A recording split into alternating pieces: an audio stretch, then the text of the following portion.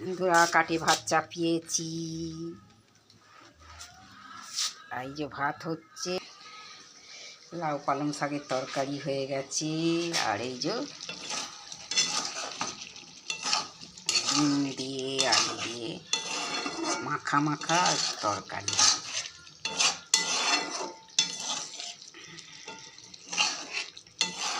এই যে জলটা ডিমে দেবো বলে গরম করেছি, এই যে, আর এই যে ডিম আলু দিয়ে ডিম দিয়ে কষা কষা মাখো মাখো তরকারি।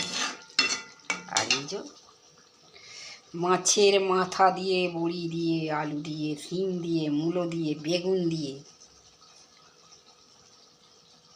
পালং শাক আর একটা দুটো লাউ শাক দিয়ে আজকে তরকারি হয়েছে।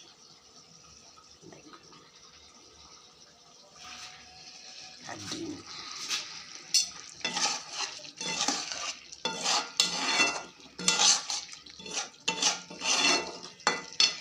এত ভালো করে রান্না করি, আপনারা কেন আমার কমেন্ট শেয়ার করেন না বলুন তো?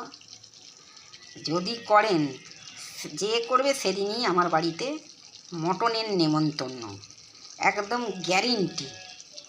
মটনের সঙ্গে থাকবে বেগুন ভাজা, আলু ভাজা, পটল ভাজা, তার সঙ্গে চাটনি। কিসের চাটনি জানেন তো? আনারসের চাটনি। তার সঙ্গে থাকবে ব্যাডমিন্টন পাঁপড়। একদম গ্যারেন্টি খাওয়াবো। যে যে কমেন্ট শেয়ার করবেন তাকে আমি গ্যারেন্টি দিচ্ছি।